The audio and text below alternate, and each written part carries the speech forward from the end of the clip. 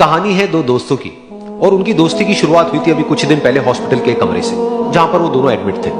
तो दोनों में से जो एक था उसको अभी कुछ ही दिन पहले एक पैरालिसिस का अटैक आया था, जिसकी वजह से गर्दन के नीचे की उसकी पूरी बॉडी पैरालाइज हो गई थी और वो अपनी एक उंगली तक नहीं हिला सकता था।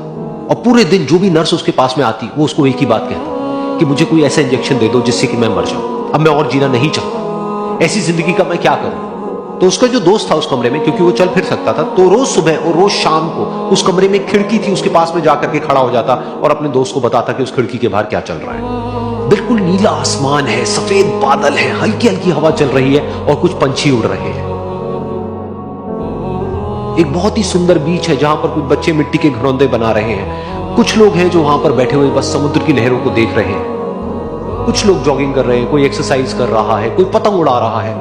वहां पर एक आइसक्रीम की स्टॉल है जहां पर कुछ लोग आकर के आइसक्रीम खा रहे हैं। और सनसेट के टाइम पे जो पानी है वो पूरा गोल्डन हो जाता है और चमकने लगता है। तो शुरू में तो जब उसने वो सब बताना शुरू किया तो उसके दोस्त के ऊपर ज्यादा असर नहीं हुआ, लेकिन धीरे धीरे उसके अंदर जीने की चाह जागने लगी।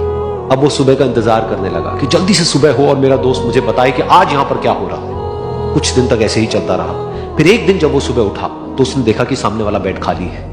फिर उसने नर्स को बुलाया और उससे पूछा कि क्या वो डिस्चार्ज हो गया है। तो नर्स ने कहा कि आपको तो उन्होंने बताया होगा, उनके पास कुछ ही दिन बाकी थे और कल रात को ही उनकी डेथ हो गई है। ये सुन करके उसके अंदर की उम्मीद पूरी तरह से टूट गई, क्योंकि सिर्फ उसका दोस्त ही था जिसने उसको बाहर की दुनिया से जोड़ा हुआ था, जिसकी वजह से वो जान पाता था कि बाहर क्या हो रहा है और ये दुनिया कितनी खूबसूरत है।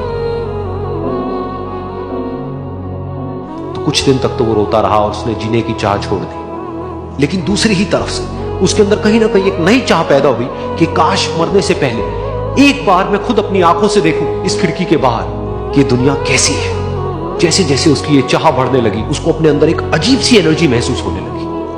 और फिर एक दिन उसने अपनी पूरी ताकत लगा दी और किसी तरीके से वो बेड से नीचे गिरा और पकड़ पकड़ करके किसी तरह से उस खिड़की तक पहुंचा।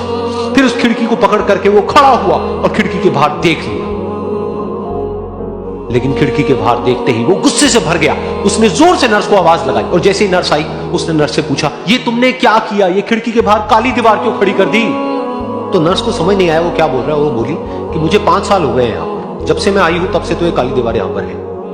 तब जाकर के उसको समझ आया कि उसका वो दोस्त उससे झूठ बोल रहा था। और उसने नर्स से पूछा, अगर ये काली दीवार पिछले 5 साल से यहां पर है तो मेरे दोस्त ने मुझसे झूठ क्यों कहा।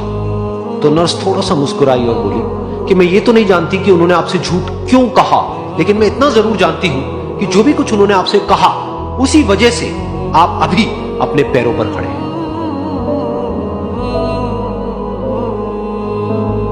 तो इस कहानी से हमको यह सीखने को मिलता है कि जो हमारे शब्द हैं, जो हमारे वर्ड्स हैं, जो हम अपने मुंह से बाहर निकालते हैं, उसमें इतनी पावर है जिसकी कोई हद नहीं है। वो किसी आदमी को गिरा भी सकते हैं और उसको उठा भी सकते हैं। तो अब आपके ऊपर है कि आप अपनी इस पावर को यूज करते हो या मिस यूज करते हो।